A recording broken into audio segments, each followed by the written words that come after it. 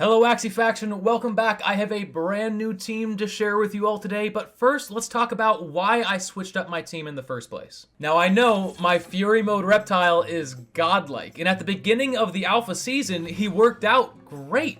But as we get deeper and deeper into the season, people are unlocking all these crazy runes and charms, and it's getting more and more difficult to compete. So I realized I have to build my team around the runes and charms I have available. By the way, at points in this video, you're going to see this activate Windows text appear. And that's because I am working off of a brand new computer, and I recorded this whole video before I realized I forgot to actually activate Windows.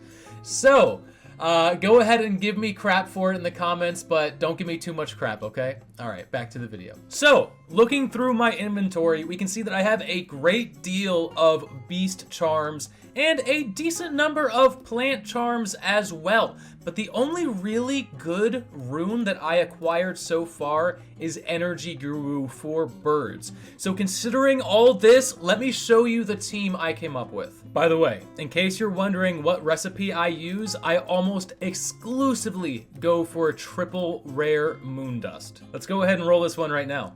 Hey, Aqua attack charm, not too bad. All right, back to the team. So this is the team, and first off, can we just talk about how adorable this Axie in the middle is? Honestly, I am in love with this one. But anyway, the concept here is to use these big AoE cards like Grandma's Fan and Chubby to weaken their entire team, then use my backliner to finish the job. But in order to truly understand why this team kicks Lunassian butt, we need to look at the runes and charms. So the reason we have this beast up in front is because of that HP. Look at that, 390 HP. I have a massive amount of beast charms of vitality, so I want to take full advantage of that while also getting some big damage. So I have Tough Strike on there as the rune, and we have big damage cards on here like Chubby and Ronin, and also some stun potential with Tiny Turtle as well. Energy gain with Cottontail, and Nian comes in very clutch as well, and you'll see why here in a minute. Alright, so moving on now to the mid laner, you're about to understand everything. This is an AoE goddess. I don't care what you say.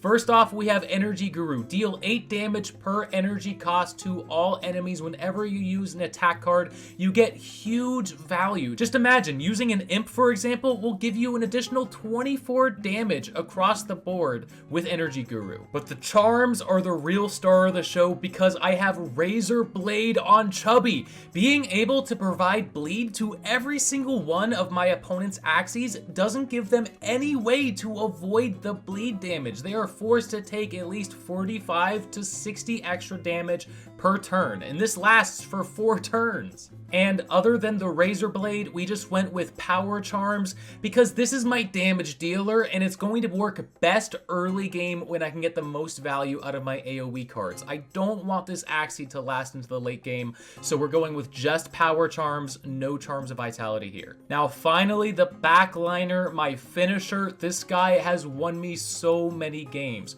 Tough Strike because there's really no other good rune for a plant that's going to help me deal damage. But if we move into the charms, I'm going with Vitality Charms because I want to last as long as possible. The only place that I deviate is on Rosa, where I've placed an Ancient Root, which allows me to retain the Rosa card, so I can keep it in my hand for the absolute best moment and use it to win me the game. Although, to be perfectly honest, this comp is so fast-paced, most of the time I don't even need the Rosa. At the time of recording this, I managed to push back into the top 8 using this team, so without further ado, let's hop into the first match. Hey, look, it's a Puffy, everybody. I know how much everybody loves Puffy, but guess what? Puffy is actually not a good Axie, and you're about to see why. So I'm going first, so we're at a bit of a disadvantage. I always start with Grandma's Fan, get vulnerable, spread across the entire team, and this is exactly why.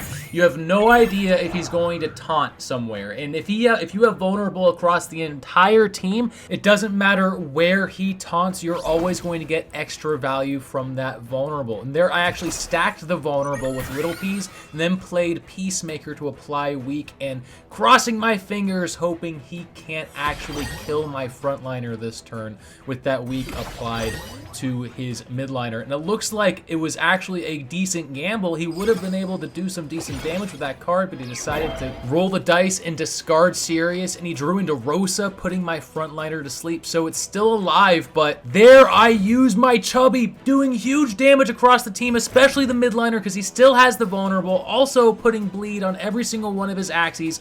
So every time Puffy tries to heal up an attack, trying to heal up for 15 damage at a time, he is also being dealt 15 damage at a time from the bleed, completely negating the healing effect from the bloodlust, but he's still getting some huge damage off here, and double puff both hitting the bird, almost killing me. Now it looks like I'm in a very dire situation, but this is where I turn the tables. Cactus for huge damage and to draw attention to the back. Now the mech has last stand, so he should come back to life, but the damage from Energy Guru comes in after the attack and actually kills him, even though he comes back from the last stand. Super clutch move from Energy Guru. And finally, I play the Rosa on the backline Puppy, completely putting him to sleep, negating a lot of damage this turn, and bringing the game back to my favor. I have really good chances here. He plays a little bit of shield from the Revenge Shield card, but it's not going to stop me. I am not going to let him heal enough to get the damage boost from Baby, and he is going to be on a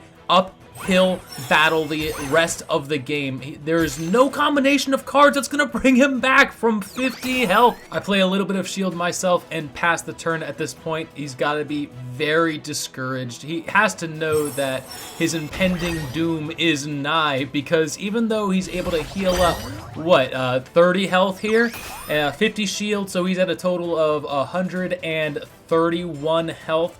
Absolutely, even 3 revenge cards will take him out here, but I don't need 3 revenge cards. All I need is a cactus and a tri-spikes, and boom, there we go. A W against Puffy. Now, I'm not going to lie to you, brutally destroying Puffy players feels pretty good. But you know what feels even better? Destroying an Endless Anger beast. Let's hop into the next match. Alright, so once again we are going first against this Endless Anger beast. Unfortunately, we draw Chubby in the first turn, so we know we're going to lose out on that value, but we play Grandma's Fan to apply Vulnerable against the entire team. And this is what I noticed, that he has Pangolin Scale on his midline beast as well. So that's going to be a very tanky boy. It's going to be very tough to get through that amount of health with the damage reduction that we get from Pangolin Scale. But if you see, we just drew into what some would call a perfect hand. In fact, this is the only turn you want to see this combination of cards. 3 attack cards, Carrot, and Cottontail on turn 3. I only have 2 energy to play, but I can use every card in my hand, and with the vulnerable stack that I applied the turn prior, I am able to take out his frontline Axie. Now, right from the get-go, he is fighting a losing battle, but he is going to get some good damage off 2 Nutcrackers here after applying Vulnerable with the Little Peas. I am at 25 HP going into turn 5, and I am about to put the hurting on him like he's never seen before. Stun the frontliner to limit his options. Apply Vulnerable and hit him with big damage and tri-spikes. 75 damage without Pangolin Scale. That goes for a strong 90 with Vulnerable applied.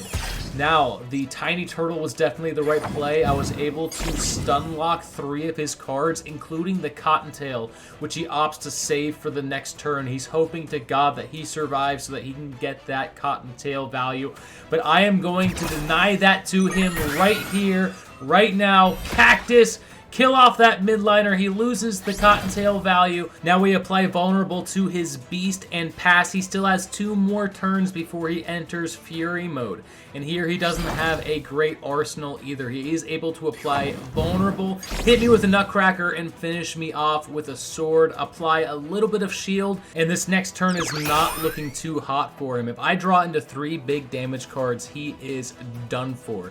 And let's see, not the hand we are looking for, but we are still safe because, again, we have that Rosa on retain. So I do what damage I can and then hit him with the Rosa, and he may be going into Fury mode next turn, but guess what? He's got Vulnerable, he's got Bleed, he's got Poison, and he's asleep. He can't take the pressure. He surrenders right there. This team performs really well against almost every build in the arena. The only one it really struggles against are the most frustrating builds in the game. Those are the sustain builds, usually with Wall Gecko. So from here, I'm going to have to change it up. I'm going to have to figure out what else will work with my strategy, but also give me the upper hand against those pesky Wall Geckos. So if you like this video and you want to see what else I have in store, make sure to hit the like and subscribe button. And until next time, I'll see you in the arena.